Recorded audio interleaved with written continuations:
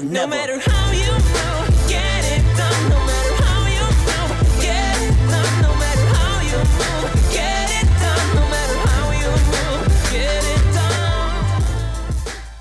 This is going to be a major problem for anime. The future of animation globally, this is going to change things drastically down the road. Now, I'd advise you, please give me the grace at the very least to explain myself before you say, yo, dog, what you on the screen right now, what are you talking about, dog? What do you mean? This ain't gonna be no problem for nothing. You better stop. Like, no. This is going to be a big problem for anime, the adult animation industry as a whole globally. Because in case you haven't heard about it, there's a little show called Arcane over on Netflix. It's Arcane League of Legends. It's based off of League of Legends, but I want to put a disclaimer that you don't need to know anything about League of Legends in order to enjoy the show. I believe it's just like, using the lore and the story from the actual game, but I myself never was into League of Legends. I think maybe a decade ago I played like 2 or 3 matches, but I don't know anything about League of Legends, and yeah, I was just fine with the show. I didn't feel like I was missing anything, so want to add that disclaimer there.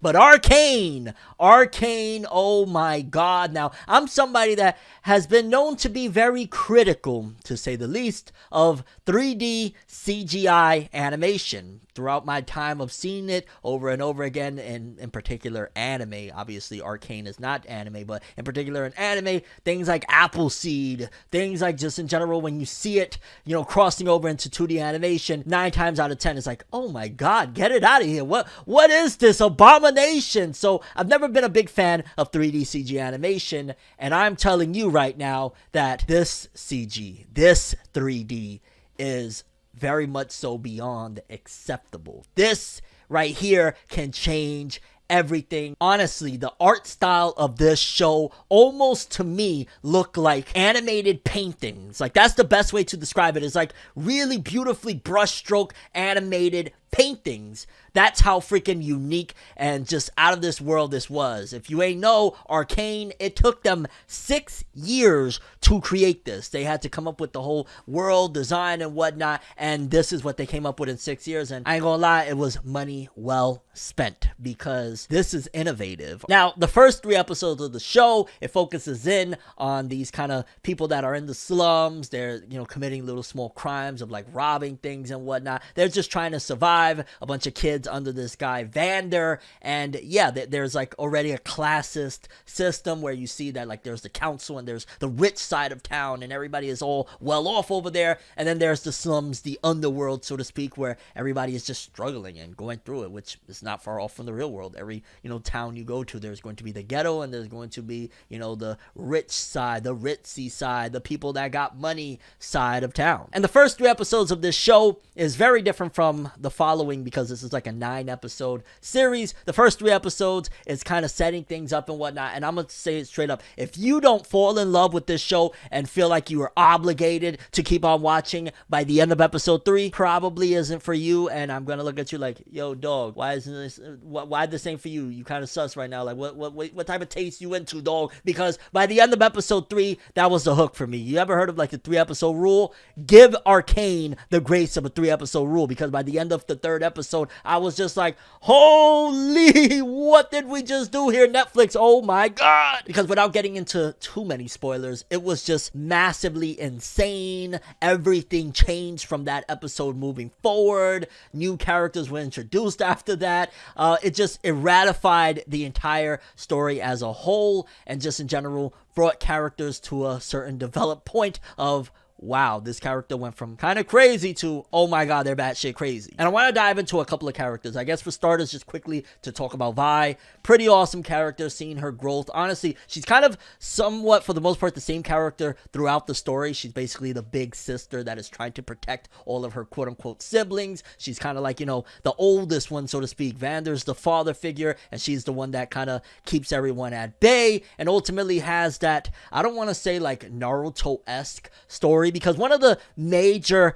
themes, one of the major points of this series, Arcane, is going back to something that is very traditional that you've seen in not just anime and storytelling in general. It takes me back to when I was young. I feel like I've been rewatching the story in different ways and different facets, so to speak. Double Dragons, Billy Lee and Jimmy Lee, where, you know, two siblings or two people that care about one another. One of them goes rogue, the other one goes after to rescue them. Probably reminds you of like Naruto and Sasuke, Kawaki and Boruto. Like, that is a story that it always gets me, because I always love to see, well, damn, how do you handle a situation when somebody you love goes to a point where you're like, holy shit, you know, I gotta rescue them, I love them, how do I do this? So I feel like since I was a little kid, I'm talking like 5 or 6 years old, I've been kind of rewatching that story, and Arcane brings it and does it in a insanely awesome way, because again, with the massively unique art style of 3D CG that looks like walking painting, something that I would argue probably hasn't even been done before in animation, but then also with just these unique characters that just have so many layers of depth to them. Like, none of the characters feel like, oh, they're one-dimensional. This is the funny character. This is the, you know, wacky idea character. Like, each and every one of these characters have layer upon layer to them. Let's start off with one of my favorite characters that, to be honest with you, maybe I might have a crazy opinion about the character, but Silco. Silco, you're probably looking at him while you're watching the series as he's a bad guy. And he does a lot of very horrible and nasty and terrible things. But one of the things that I could sympathize with the character and I could admire and respect as a fellow dad, as a fellow father that cares about his daughter, is the fact that no matter how much he's going through, no matter how much he's trying to do everything in his power to bring the slums up and, you know, save the slums, so to speak, and ultimately he has his goals and his quest, one person he will never betray is his daughter. And that makes him look almost weak to a lot of people and characters in the show. But nevertheless, that was something that I just admired so much about Silco. Like, to, you know, put it into a couple of bars of a rap. I can murder half the world, laugh, and the other side of hate me, but hurt one hair on my daughter's head, and I'ma cry like a baby. She's my heart and soul. What Jimi Hendrix was to rock and roll made me believe I could achieve the impossible. Like, shout outs to Big Pun, and I remixed that a little bit. But ultimately, those bars right there, that is what sums up Silco, and that's why I admire the character so much. Again, very, you could argue, almost Eren Yeager-esque from Attack on Titan towards like the finale and whatnot. Like, that's the vibes that he gives off, just a lot more twisted and dark, and I just admired him through and through. He's one of the characters of the show that actually got me emotional, and I could sympathize and understand. You're a messed up piece of shit, but you really love your daughter, and you're actually really with a noble goal. It's just that you're doing so many twisted things along the way that it's kind of like, holy shit. And then, as I said earlier in this one, that there's classism. You know, there's a classist clash between the rich and the poor. Again, a classic story of what goes on to this day in society and whatnot. And you got characters like Jace, as he's trying to use his science to change the world with magic and better things, but then he's going through trials and tribulations as well, dealing with the council, that they don't, you know, there's certain members that don't want magic to begin with because they know it's dangerous, and them looking down, and in general the classism of the elites not wanting the poor to get too ahead of themselves. Every time there's like discussions of like doing things that could legitimately better the slums and the people over there on that side, they're like, no, whoa, what are you trying to do here, fam? Whoa. So it just shows again how the elites, they'll never give up, they'll never quit on keeping people in the slums and in bad and horrible living conditions. And then another character that I absolutely cannot forget to mention, because if Silco is either my top character or second character of just the show that I was just like, oh my god, I love this character, minus like Vander was awesome too, but Powder, Jinx, I'm sure that's probably most people's favorite character, or one of their favorite characters. I maybe I'm just like really into the, you know, wacky, crazy nut job characters, a la somebody like a Harley Quinn, which she kind of gives me that vibe, except just way more twisted and deadly to a certain degree. Like, she's very freaking unstable. Like, when I first saw the child in the first few episodes, I'm like, okay, this kid is a little off. You know what I'm saying? A little off with this one. As it progresses, I'm just like, holy shit, she's dangerous, she's scary, what the hell? And seeing her development through the series was just honestly insane, which it's almost backwards development, because she kind of got worse throughout the run of the show, and just seeing her relationship again with her sister, and her relationship with Silco, and her mistrust of people, which is rightfully so. You know, she felt like her family betrayed her at a given point. Like, honestly, Powder, Jinx, whatever you want to call this character, was an amazing character. It made things that much more dynamic, and made relationships much more strained and interesting to watch, because it's like, you don't know what this whack job is gonna do. She might blow blow up a building. She might stab you. She might tell you she loves you. And with all these amazing things that I'm saying, like even the music, I don't want to forget that for a second. The opening, oh my God, the soundtrack. Yo, dog, it was like episode, I don't know, 5, 6, or 7. I'm hearing Pusha T rapping with this strange but really awesome and unique art style just popping up out of nowhere. I'm like, oh, okay. Like even the OST was on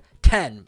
So what I'm telling you is that Arcane is damn near like a masterpiece. It's damn near perfect. It's up there. So when you got shows, right, coming from the West, like Arcane, when you got shows like Invincible, when you got shows like Castlevania that are entering the adult animation market that for quite some time now has been predominantly dominated by anime, Japanese animation. You got these shows now coming and taking the market.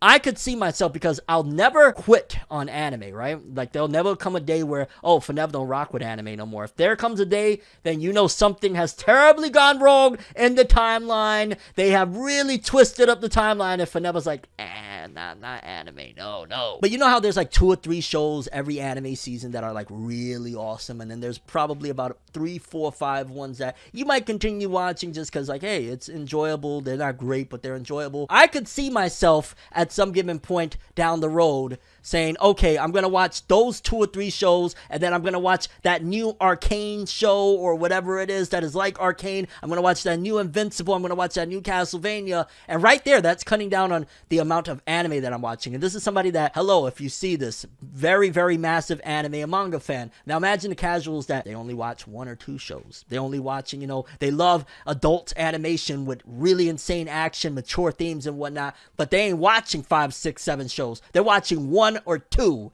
and the 1 or 2 that might have went to an anime is now going to an adult animation from the West, a la like an Invincible, a la like an Arcane, a la like a Castlevania, a la something from Korea like Solo Leveling when that inevitably gets an anime. What is happening there? That is becoming problematic to anime and Japan. It was the creator of Gundam, Yoshiyuki Tomino, that came out recently and said that Japan, when it comes to the animation field, is behind already. While a lot of other industries like China, and he didn't mention this, but obviously, the West as well, is being innovative. When you got shows like Arcane that is innovative, Japan is starting to fall behind. So again, while somebody like me, I'm always going to continue just because I love the aesthetics of art and all of that good stuff, the storytelling went out of anime, this is posing a problem to the future of anime. And it's a good problem where we win, because guess what happens when Arcane and Invincible and Castlevania and hopefully other good shows that come from the West soon start to take over? Then now Japan is like, oh, we got to step it up. We got to be innovative too. We got to compete. We can't let them take over the adult animation market like that's ours right now. Now they got to step to the occasion. Now they take it up another notch. So now Studio Mappa, they're going to have to go even harder, even though poor animators and whatnot. But we win in the end in this whole big situation. But nevertheless, it does become a problem for anime. Nevertheless, it does in a way affect newer anime because, yeah, if there's less people with eyeballs on the Japanese side of things, less shows are going to be developed if they know they're not a surefire hit. So that'll also be an issue there. But I'm not even going to lie, man. It's a really interesting time from a generation that, we were starved of adult animation that is really awesome, that is not just slapstick comedies like The Family Guys and Futuramas, which I love Futurama. Shout out to Futurama. No disrespect at all. But it's a very different type of show. And these are the shows that we've been craving. And now they're starting to come over here. And again, that's going to be a big problem moving forward. And I can't wait to see how things pan out. I'm always going to support what I love, but competition is always good. And Arcane shows like that, where it's innovative from the art, the animation, the aesthetics, the music, the really introspective and deep characters. Just, there's so much to say about how incredible it is that, honestly, Arcane, I didn't watch it last year. I watched it this year, but it came out last year. I would say either Arcane or Invincible are the 2 best Western animated shows that were released last year. And I don't know, man, as of right now, and it might be just like I'm fresh off of watching Arcane, I might put Arcane over Invincible just because it was so innovative. But I'm curious what you guys think. For people that have seen Arcane, first of all, do you agree that it's damn near a masterpiece, if not a masterpiece in terms of just everything about it? Man, I can't stress enough. Powder, Jinx, Silco, Vander, just, oh my god, Jace with your bullshit ass. No, I don't want to hate on Jace. Even Vi was awesome. I didn't stress enough about how she was pretty freaking dope as well. Caitlyn, just, it was a very fascinating show. Your thoughts on it? If you haven't seen Arcane, what are you doing? doing? Put this video down and go fire this shit up, man. Powder's waiting for you so she go blow shit up and be crazy, and you're gonna just love it, okay? And in terms of what I've said throughout this video regarding the problems that amazing, innovative shows like Arcane, Invincible, Castlevania are bringing towards the adult animation section of, you know, fandom, against anime, against Japan, like, you know, not only American animation. Again, we got other places like Korea, Solo Leveling, the webtoons and all that jazz. There's just so much that's coming out that within the next decade or two, it might not be a predominantly anime market when it comes to adult animation. It might change, and I'm here for it. For somebody that has even been on occasions called a 3D CG hater, for me to tell you, yo, this shit is damn near perfect, that's saying a lot, and I would love more. Season 2 when? But that's all I have for this one, though. Thanks for watching. Hope you enjoyed. If you liked anything I had to say or enjoyed the video, drop me a like. I'd greatly appreciate it. And if you want more from me, make sure to subscribe. Follow me on Twitter, Instagram. Hit that bell to get all notifications. And if you want to follow any of my other social media, links are in the description below. I'm ForneverWorld, and as always, people, have an awesome day. And remember the golden rule: anime and manga for life, boy. Have an awesome day. Peace in, and go watch Arcane. I'm gonna probably rewatch this one. It was so freaking good. And yeah, I don't watch TV during the day, but this one, it took precedence to the point where I spent my entire freaking day and afternoon watching this whole thing because it was that damn good. Have an awesome one.